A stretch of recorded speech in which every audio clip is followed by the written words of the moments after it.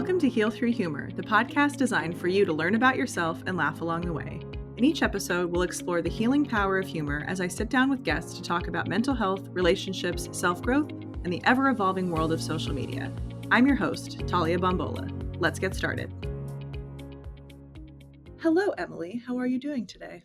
I'm so good. It's so good to see your face. You too. I'm so excited for those of you who don't know it or just tuning in.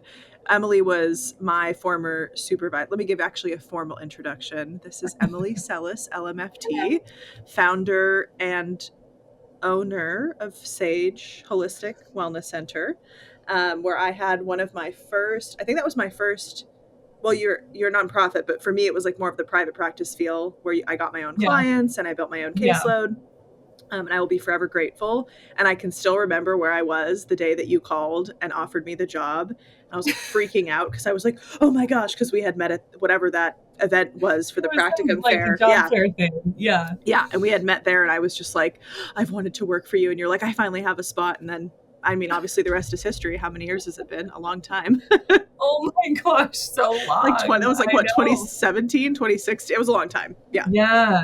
I mean, that was you were the first group of people that I brought in, and it was, we're in our 7th year at Sage. So exciting. It was a while ago. Yeah. Tell us about yourself. Tell us about Sage. I already know, obviously I'm biased all about it and I love it, but I think other people should know about it. Well, thank you. I always love our chats and conversations and just staying connected. I just had you come and speak to my crew of people at Sage, and everyone loved you and learned so much and just loved your sense of humor and what you brought to that meeting. So awesome. I just love how we continue to kind of bop back into each other's lives like this. It's so fun. It's exciting. So I'm Emily Celis. I'm a licensed marriage and family therapist. I have been practicing for 13 years now.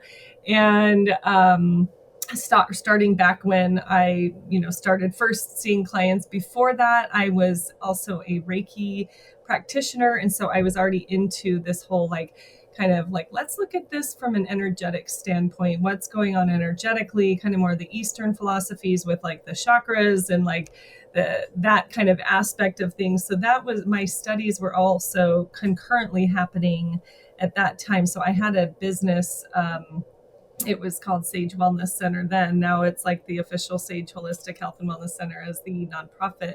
But I've been doing this for a while. I love the intersectionality of holistic well-being. Even when I was in grad school, it was so interesting to me. Mental health was like blowing my mind. And then at the same time, I was getting into physical fitness, which I had never done before because I grew up as a musician.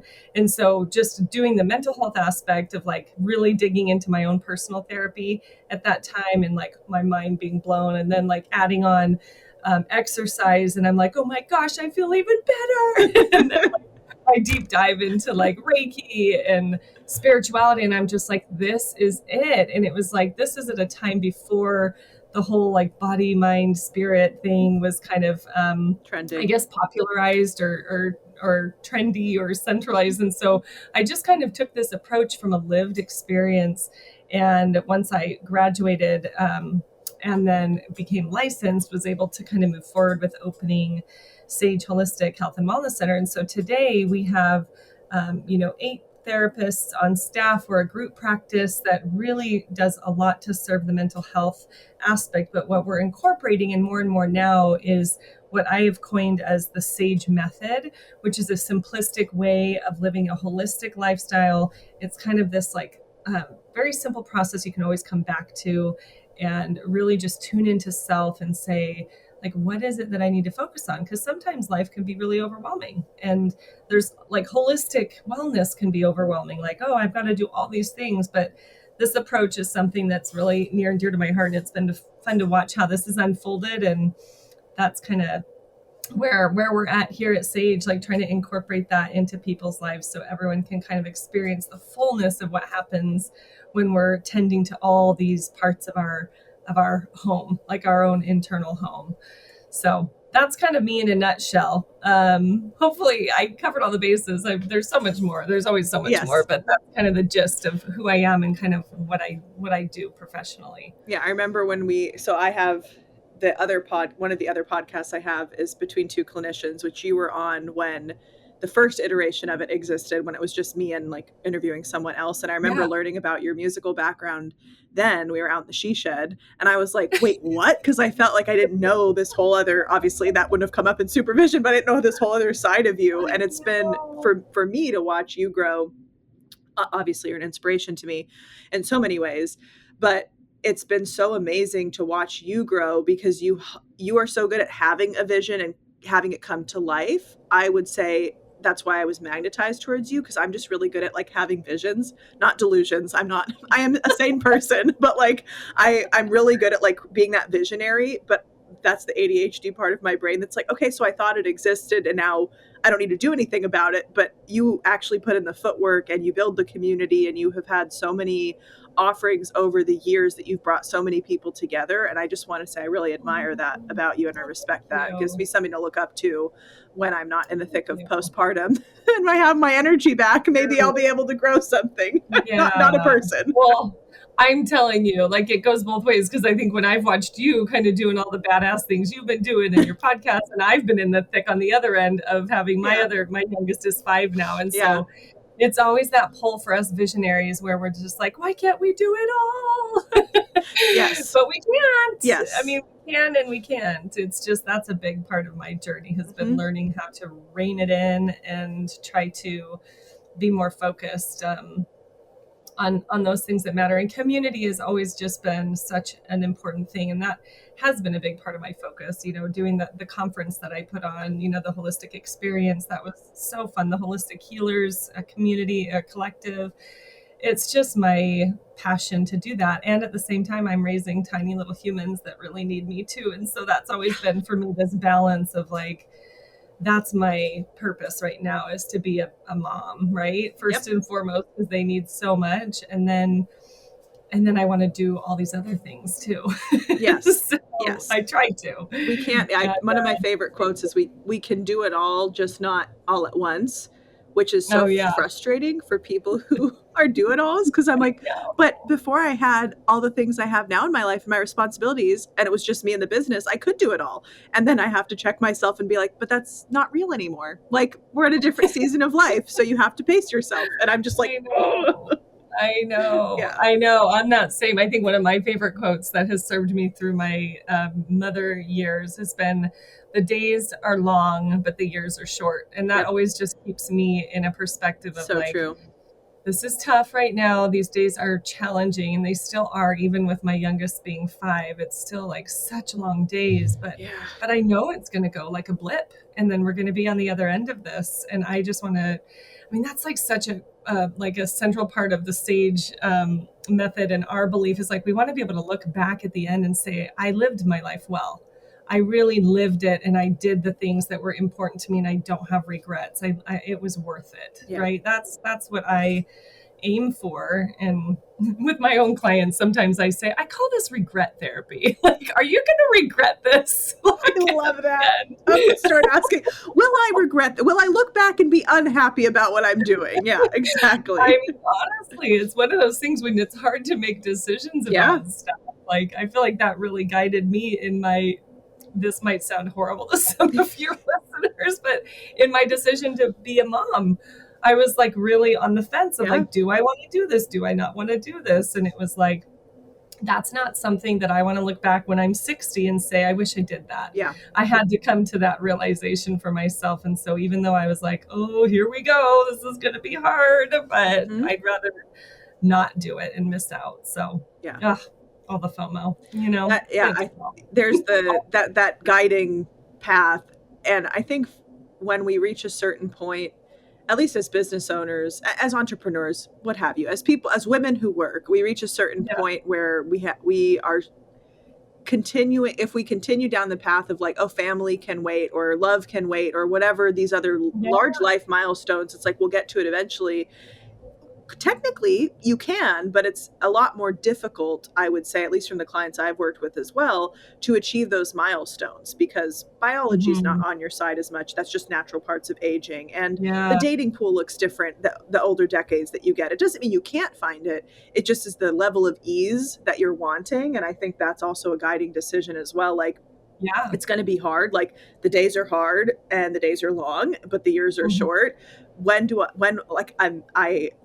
I had to ask myself that too, because I'm like, when am I going to have the most energy? And now post pregnancy, my joints have never hurt more. And I'm like, is this just getting old, or is this because like this baby wrecked my collagen? Like, what I'm like, I need to see a joint Yes. doctor, because Yes. I think my body thinks it's 80. So it's like you have the level of like, I don't want to regret this, but that's obviously not the only reason to do or not do something. It's really part of that holistic view of, would this Yeah. be a big missing piece in my life? Would I rather look Yeah. back and be like, gosh, that was tough, but I'm glad I did it, versus like, there's some decisions like having kids, you cannot go back in time and relive your Right. life with it. You could always open a business, maybe to True. not some level of success, but you can't always be able to have, at least biologically, have your own children, or Yeah. or find the love that you want, and be able to say at 80 you've been married for 30 years. That, again, just time is not always on your side for some decisions. So it's I think more difficult for the women that I've worked with to be able to make that decision, because we have Yeah. more of the sacrifice, honestly, because my brain is not the same since having a baby. You've had 3, so we're just in the thick of it here. I know. The brain thing, I think it comes back a little bit. Your priorities shift so much, so it feels like a different brain. You know what I mean? Yes. Yeah. Yeah, definitely. Yeah. So Yeah. how would you say you've balanced growing what you've grown while also having the roles you have personally? Oh, I mean, anytime you grow, you have to fail miserably. So, I mean, by completely burning out and learning the hard way, because no one can tell me, because I know what's Same best. here. Yep.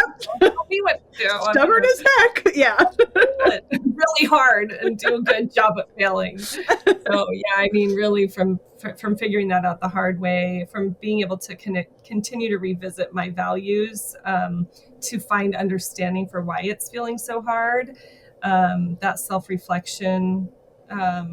It's like we keep pushing so hard forward. Some of us that are like, go-getters and like visionaries and all of this, we keep pushing forward, but it's like, isn't there a way we can do this with more ease? I think you said that earlier, right? And so it's like being able to believe that I can do something with more ease, and being willing to put things down. Like this, for me, the Holistic Healers Collective membership was just such a passion project of mine. And I loved doing that work. And it was also taking me beyond the level of what I had energy and space and time for. And being able to be honest about that was hard. It like kicked off a big grief process for me, because it wasn't just about that membership. It's about this vision dying and this like way that you wanted something to be, never coming into fruition, but being able to put that down and realize like there's something greater out there. This is not for nothing, right? The divine timing of everything is going to come together. Yeah.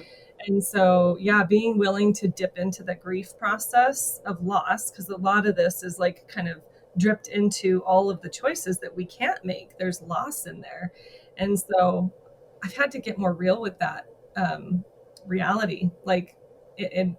And it's like, I don't like the idea of like, you can't have it all, because I feel like having it all just looks different than what I thought it was going to look like. Right. I feel I much more have it all now, even though I don't have it all in the way I was gunning for with like the Holistic Healers Collective membership. And it's like worldwide, all the healers are going to be together. Like I have these big visions, and it's like, well, my relationship with my kids is like so much richer now since I shut the membership down, and that's what matters. And that's what all the healers would say too anyway. So it's like really having to just live over and over again, come back to like, what is it that I am, sharing with clients or encouraging clients to do, and really living that. And that's what I love about my work as a therapist and as an energy practitioner too, is like, I want to live that myself so that I'm not feeling like there's any cognitive dissonance there with like how I'm acting, how I'm speaking, and how I'm actually living myself. So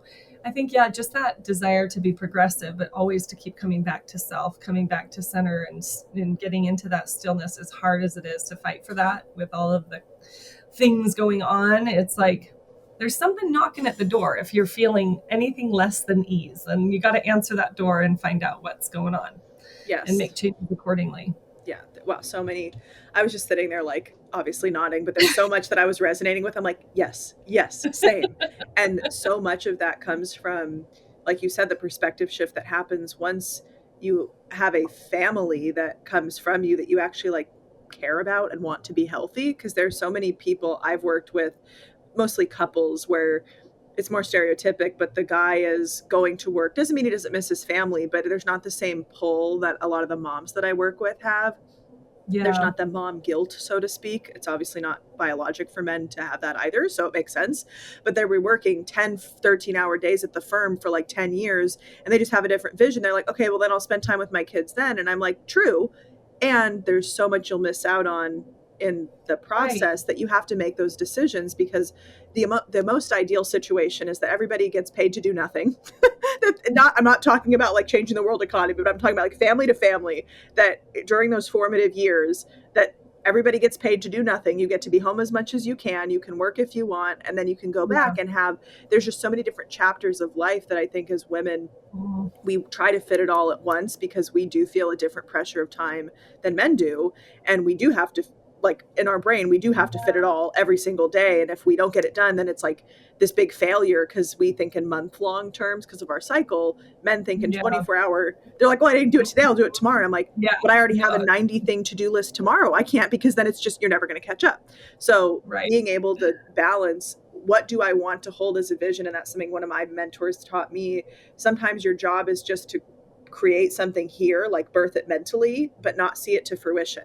Like the job would be to be a visionary, but give it to other people who do have the resources and who don't have the Yeah. same responsibilities. Like, that's why having associates is great, because most of the time, at least the when you hire them right out of grad school, some of them do not have a family, they don't have a partner, they're really looking to, solidify themselves first before they build all of that. They have the time, the drive, the energy, that like look, that starry look in their eyes. They can hold the vision. So it is part of building a community. And I think that's such a huge relief when we can realize it's not all our work to do. It might be our work to bring it to fruition or bring it into life, but it's not our job to make it full and complete start to finish. We can hire out, we can have that, but if it takes time away from what really matters, you do kind of have to do that internal weighing of like, is this worth it?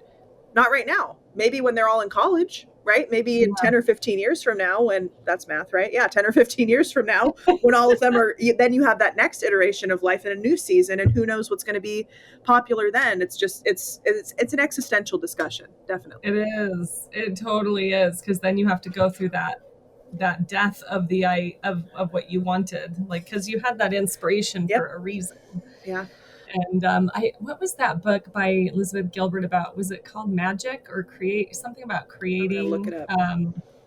And she was saying in that book, like, if you don't run with that idea, universe is going to just give that idea to someone else, and that's okay. It'll get done a different way. You don't have to be the one, like you're saying, to Big see magic. everything Yeah. through. Big magic. Yeah. Thank you. Yeah. Yeah, it's that creative process, that birthing of new ideas, that creative process is so powerful. And I mean, everyone experiences that in different ways. And I think that has been a challenging thing, because, then you look at, like, we're talking about the roles of like motherhood, and those roles are not as fancy or glamorous or easy as some of these other things of, let me go take this business idea and run with it. So it brings you to this place of just like, oh, okay, so I've got to figure out how to come back to this other creation that I made, this child, and be like, okay, let me get more aligned with what needs to happen here. And see that through.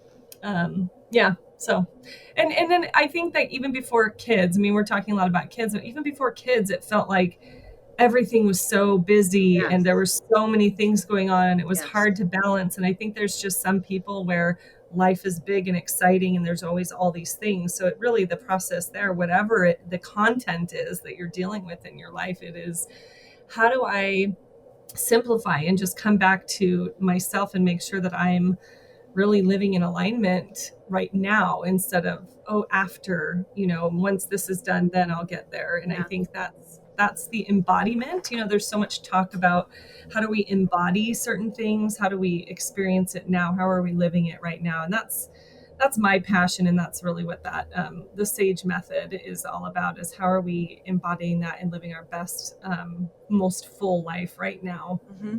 Yeah.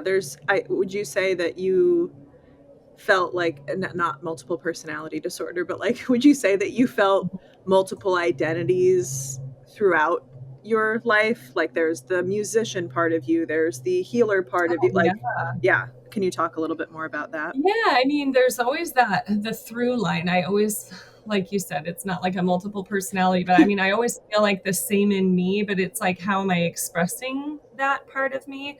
I still really miss my musician part of me, and I still try and revive her when I'm like, okay, I'm on this whole like creative project right now to go back and look at all the songs I've ever written and like record them just on my little like iPhone and put them on my own little private YouTube channel and a scrapbook with all the lyrics and like I've been doing this for, I think I've done it for like 5 or 6 of my songs, and it's just been such a cool touching back with myself. But I'm also doing it as a way to kind of lay to rest that part of my life. I'm like, and then like cleaning it up almost to create more space for these other iterations, because yeah, we go through these parts of our lives and we have like this, it feels like your own love affair with yourself, right? Like it's like, I loved that part of my life, and then having to lay it to rest. And it's again, that grief process too, where I look back at, for me in my work as a therapist, I've specialized in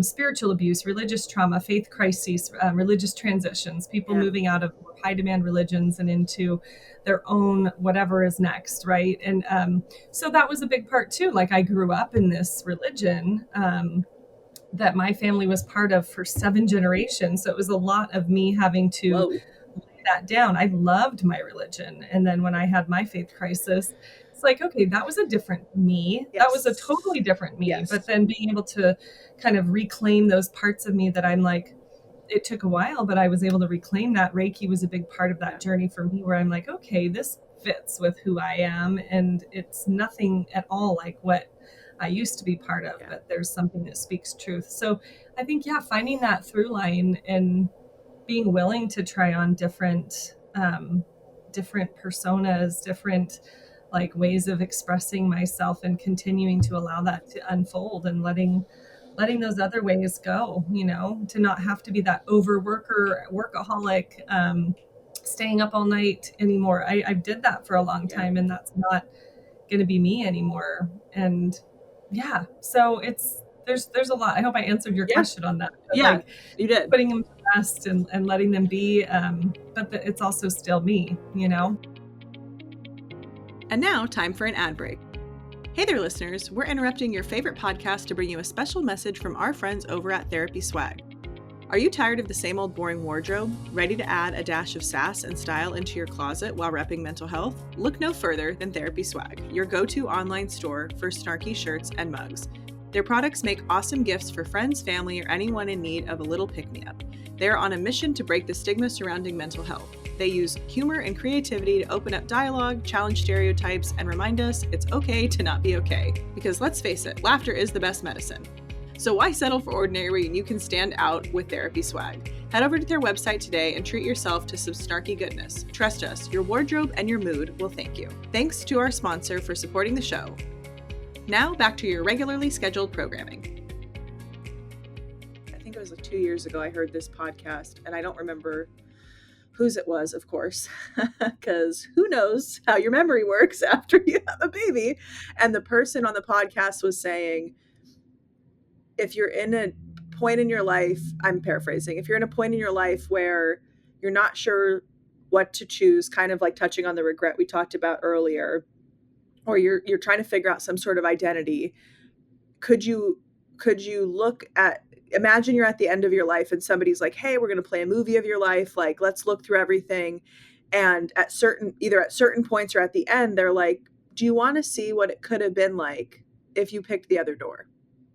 And if you have Mm. any sort of curiosity about that at the end, they were saying that like that's a good indicator to make that decision now rather than to get to the end of your life of like what could Yeah. it have been. I think they were talking specifically about uh, the way I applied it to clients I was working with at that season was like romantic relationships. I was working with a lot of women Mhm. who were in transition. The people who had gotten married in their young 20s because that's what you should do. That was what society told them to do. They were now in Yeah. their 30s and 40s and they're like, I have no fulfillment. I did everything I was supposed to, but I never made my own needs. So they were looking at their life of what choice to make. And that podcast Yeah. episode, that like identity quote essentially helped a lot of them be like, I can't do this. I don't want to get to the end of my life and have the person be like, if I had chosen to live my life from that point. So I think it's helpful to be able Yes. to also lay some of the identities we did get to live out to rest. And I'm sure when you were, younger with your kiddos or even with clients in music therapy or anything like that, there's a part of you, that artist part of you and musician part of you can come out then, but it's not to say maybe in years from now you become a musician again, right? You like reinvent the person that you were, but it's Right. just not the Right. season where that identity makes the most sense, where they don't Right. necessarily need as much airtime, but it's like it lives inside of you, like ancestrally almost. So I think I am appreciative that you brought that up because there is grief and loss involved in choosing, and any decision you make, you're not choosing the other Yep. thing or the other things you were comparing it against. So when we're more comfortable with grief and loss, I think we can have ease in making decisions. And if it's rare that you make a decision and it's like totally permanent, most decisions are like, okay, I tried it, it didn't work, I'll decide something else, rather than it feeling like Yeah. I made it in perpetuity, will exist for the rest of time. That's not always the case with Yeah. decisions.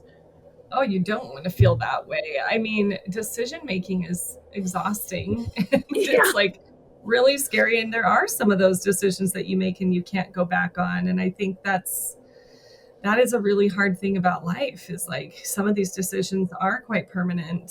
It feels right. And then yeah, what do you do to make the best and continue to align with those decisions? But yeah, I think it's really important to look at those decisions and think like, or even when you are being called to go within and be like, what's not working in my life right now? Oftentimes there's a decision brewing that's not comfortable. And like, I think back to some of the hardest decision points that I've made in my life, where it was one of those sliding door moments, where I could have gone a totally different way. I could have gone the easy way. I could have gone the way that was like, let me just not rock the boat. Let me just keep it here. Let me keep safe. Let me keep small, whatever it is. And it's like, but I chose to do something different. I chose to rock the boat. I chose to stand up for what that inner part of me was really needing. And gosh, I'm so glad I have, because I can't even imagine if I was still living in that box, like of the religion that I was raised in, or I was previously married. I did do the get married at 20, like the yeah, good Mormon girl, and then got divorced 5 years later. I'm like, if I was still in that marriage, oh my gosh, my level of happiness yeah, is at stake, right? And all of these decisions that you're being called to, like when you have that rumbling inside, it's like your happiness is at stake. We get this one beautiful life to live. How are we going to live it? And how much courage it takes, it definitely. takes courage to make those decisions. Yeah. Would you say that, how would you define courage versus bravery? Ooh, that's a good question. I feel like they're both very similar. I always say like being brave is like doing something hard. I think bravery feels more about like the action of doing it, Mm-hmm, mm-hmm. but it doesn't mean that it feels easy. And I feel like courage, I've never been asked this question before. This is interesting. Courage feels like more the precursor, Got it. like of what takes you to that brave moment, like all of the pre-work, let's say. Like that's how I'm feeling into that right now. What about you? You sparked something in me that I think courage is the feeling that we experience before we do the brave action. So for me, now that I'm thinking about it, I kind of delineate it like courageous or feeling courageous is the feeling. Yeah. You could do something courageous, but now I'm thinking, like, for me personally, it's like I would feel courageous in doing something brave, and Yeah. both of those would be related to something that actually I learned as like a value or moral, I guess, growing up. My parents passed it down to me, that doing the right thing isn't always the popular thing, and the popular thing Mhm. isn't always the right thing. and Yeah. Oh, and that's good. learning to lean into that inner voice and that inner knowing of this isn't, and this is not about a moral or value judgment in terms of right or wrong like that, but it's like, this isn't the right thing for me, or this isn't right Right. for my Right. values, this is wrong according to my belief. Like, it's your own internal, it's not like you're going Yeah. out there being like a law, like a police officer, like, that's wrong, that's Yeah. illegal. It's more about like, this isn't in alignment, or this is in alignment. And Mhm. especially in relationships where there's a societal pressure, or careers where there's a societal pressure, a lot of Yeah. multi-generation or first generation immigrant families feel that pressure because their families did sacrifice so much, most often for them to Right. get here. They have cultural or lofty goals of certain career and professions that are not just Yeah. acceptable, but like, um, they're based on a vision of like, people in America are successful because of this, or people in Denmark are successful because, so wherever you immigrate to, there's a certain Right. belief of what will make you successful, which most every parent wants their child to be successful. So when they dissent against being a lawyer or a doctor or whatever the career path, they're a nurse, whatever their family has always done, that is a feeling of this might not be aligned for me. I'm not gonna live out this career the way that they would. It takes courage to feel that, and Mhm. then it takes bravery to be able to act against or act towards, depending, what Yeah. is right for you, that other people may be like, well, why would you have done that? It's like, just trust me, like, I Right. got this in time, I feel it, like, there's that inner, and I have Yeah. that deal with, I think you do too, like that deal with the universe of like, what is meant for me won't miss me. And I feel that Right. way for sure with clients, because I've gotten Yeah. some clients so highly specified that I'm like, how did you find me? They're like, I don't know, I just Googled this thing and you popped up, or I heard you on a podcast or whatever. And I don't need 30 to 40 clients now. I need like 5 or 8. Like, I really don't want to work that much. So having those Yeah. divine downloads of like, this isn't a fit anymore with this client, I need to graduate them. And then the next week, do it, like the the courage, Who's it's coming to ethical. you? Yeah, but it's Yeah. courage and Who's bravery to be like, coming this to isn't you? working anymore. And then you call in Yeah. somebody where it is working. It's tough to do it, but I think the more we are practiced in feeling into our internal sense of courage and doing the brave Yeah. things, it's kind of like Lennon Doyle says, like, you can do hard things, but my view of that is like, you have to believe that you can, and you also can't think it's so hard that it's insurmountable. That's where a lot of Right. people have that decision fatigue of like, I'm never going to get over this. It's like, well, yeah, if you tell yourself that, you probably won't, because your mind is a very limiting place if you let it be. Yeah. One of my mentors that I worked with, and she was also a speaker strategist. She's like a TEDx speaker, Yep. Alexandria Yep. Yeah. Agresta. Her TEDx talk that she did was so inspiring. It was called Things Don't Take Time, They Take Courage. And I think that's the thing, is like, we have these moments that draw us into internally kind of like, what's going on here. And then there can be like, oh, this would take too long. Or some people may, even listening right now, they might have been grappling with something for a really long time. Like, I think about my religious transition. It took me like 10 years to like fully be out of that space. Yeah. Right. And that was, again, courageous moment after courageous moment of building up to the ultimate, when I was ready to completely say goodbye to that. But it does, courage is such an interesting topic. It's like the juice of life. You have to have that if you're going to really be working on aligning with what you're here to do, like that existential stuff again. Like, what are you here to do, and how are you going to fulfill your life's wishes? And can you focus on your own wishes instead of other people's wishes for you? And what does that look like, and how much courage does it take? I mean, I feel like this is why we love what we do, being therapists and being able to walk around in these spaces with our clients. This is the stuff that matters, you guys. Yes. This is what life is about. Yeah. So let's go do it and not let other people get in the way, and other people's opinions or the things that are stressing us out. Like, let's use that as juice to like make those courageous decisions and move forward to a place that's going to be in more alignment. But it is hard to believe that. Like you said, you have to believe that you can. And this is why therapy is amazing, because you have someone that's right there beside you that believes in you maybe when you can't, Mm-hmm. and helps you kind of open up into what your reality and truth and aligned place is. Mm-hmm. Yeah. So It's so it's fun. such a benefit to be a therapist. Like, it's a benefit to have a therapist, and it's a benefit and I think a gift to be a therapist to these Yeah. clients, because they come in with either the life that they want, but they're not happy with it. So they Mm-hmm. have, like we talked about, they have this vision, they've actualized the vision, and the lack of fulfillment is what's driving them to therapy. Or they're feeling this knocking, that inner knowing of, my life is meant for more. I'm feeling the courage to do it, and here's the thing I'm doing in therapy. I need that cheerleader and someone to believe in me. And we hear them objectively, because we've only met them at the point in their life they come in. They tell us through story about themselves, and maybe we ask Mm-hmm. probing questions to learn more where we need fill in the blank, and then we help them to realize and actualize either more fulfillment with what they're doing. Can we change how you're looking at it so you can be actually fulfilled, and not that sense of I always need to be doing more to feel happy? Or look at it and go, well, what changes could you make in your actual life to be Yeah. more fulfilled? So it's not like, oh, I look at, on paper I have everything, why am I not happy? Versus like, I don't have everything on paper, why? Like, how could I Yeah. get what I think I want? And being able to be asked, that's my part of my job. I love being able to ask questions where clients, like you said, like, I've never been asked that before, like I've never thought of it that way. And I'm like, well, that's why you're here. Like, what else could we uncover? So that's my favorite part of my job. Yeah. And then if I can, Oh, I love that throw too. in some laughter with Yeah. it, and have them be able to laugh at it, that's one of my favorite clients. I know we're not supposed to have them. Actually, that's a lie. We are supposed to have favorite clients. I feel like that's what makes our job fun. You said it. Yeah, I said it. Come for me. I'm going to get canceled. I don't care. One of my most enjoyable clients to work with, and I admire her a lot. One of her favorite lines, when I dig deep, she's like, "Thanks, I hate it."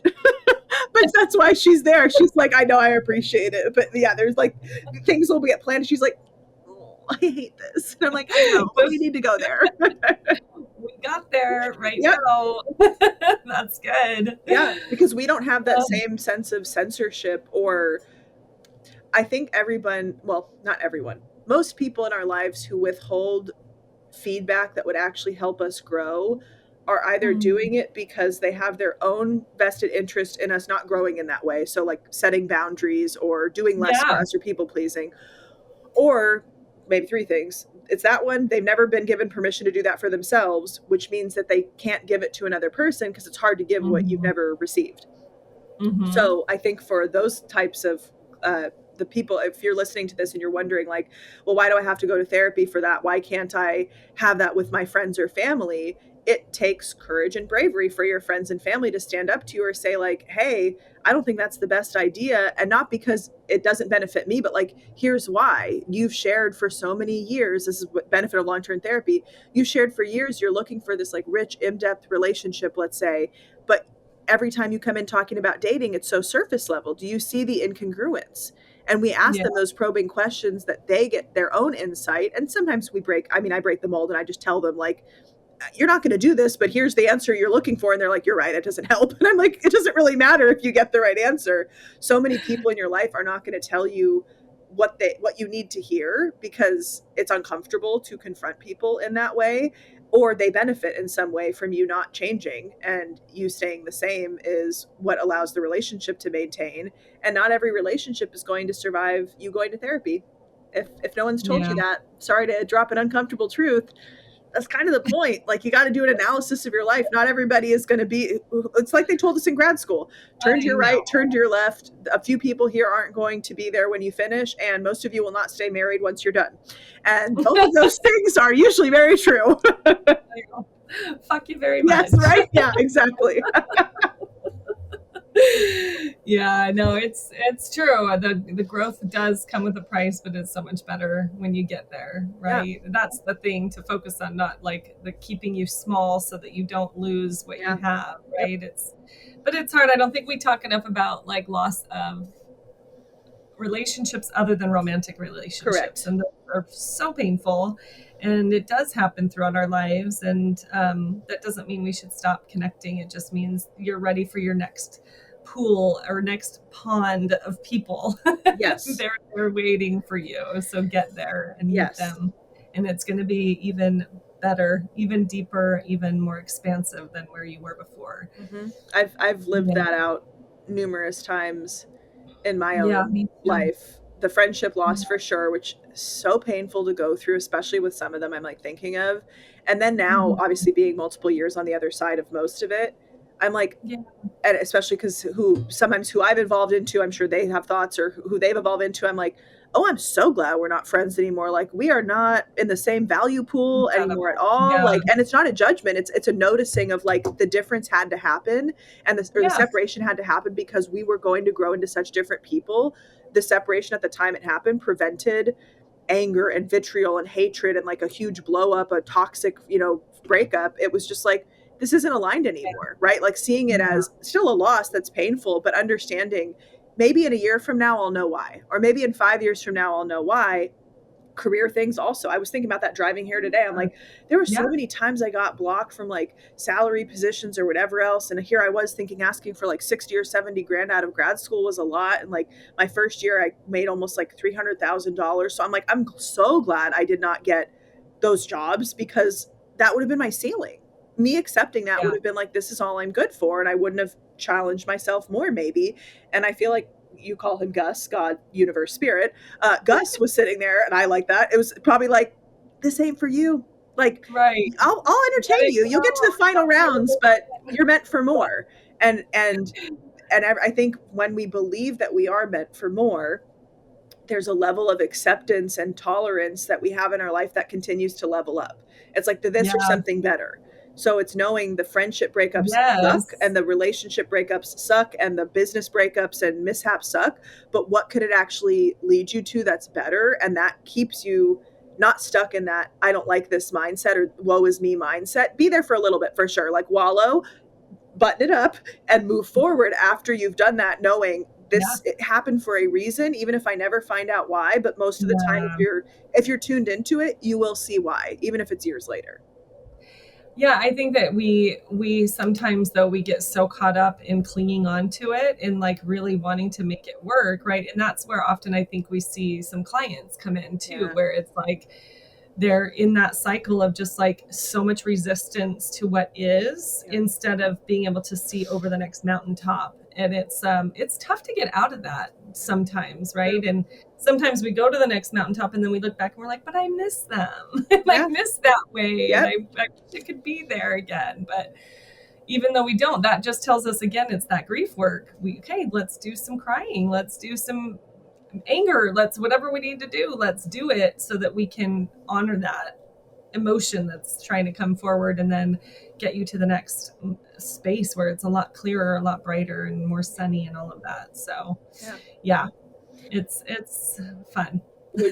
So I'm going to guess that people listening to this are like, I need to go to therapy. Is your practice accepting new clients that we could send them to? So Good. we've got some incredible associates, Cool. as you can imagine. We had Talia Yeah. at one point, So so we do take obviously, a lot of pride in who we bring on board and bring into our Sage family. So yeah, we are accepting clients. We are on some insurance panels. If any of you are like, but I need to use my insurance. So we do have cash pay, but we also take Aetna, we take Cigna, and that's all right now. But please, yeah, reach out to us. Our website is www.sagewellnessctr.org. I'm sure Talia will put that in the notes.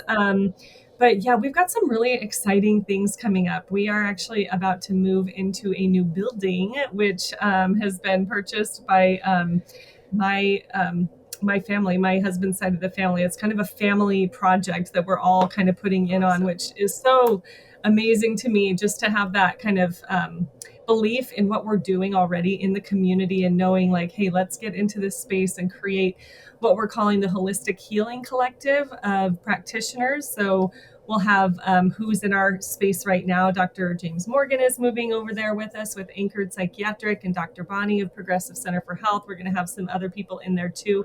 So it's just an amazing place that people can come and also attend classes, because we've got this awesome like upstairs mezzanine room that's It's so cozy up the spiral staircase. So you guys, I can't wait to have you all there. We'll be doing a grand opening. Lots of fun things that are coming. And of course, also with what we're going to be continuing to share about the SAGE method and how you can simply live. We're going to be starting to offer some classes, both in person and virtual, to come and learn the SAGE method so that you guys can incorporate this very simple approach to a holistic lifestyle and how you can keep doing this kind of check-in with yourself and finding out, okay, what's the next step? What, instead of getting overwhelmed by all of it, like what's my next step to living a more holistic life? So lots of fun, exciting things. So get onto our email list and you will hear about it there. And we hope to see you guys at the collective. I will be there. I've loved every single one of your grand openings. So count me in. Count me and the baby in. On my list, girl. On my list. Thank you. Thank you so much for this conversation, and thank you for your time. And I look forward to seeing you whenever we have our next meeting. I look forward to seeing you then. We will. I also love our combos, and you're just the best. So thanks for setting this up and doing what you do for our amazing community and for all your listeners out there. So, I try. Amazing. Thank you. So much love. All right. We'll see ya. Thank you so much for listening to another episode of Heal Through Humor. If you like the show, can you please go on your favorite platform and like, rate, review, subscribe, all of the terms that we usually throw out. I would really appreciate it, and I would love to get more listeners just like you in front of the podcast. And if you have an idea for a guest, please feel free to DM me at Talia Bombola. I would love to hear from you. Until then, I will see you on the next episode. Take care.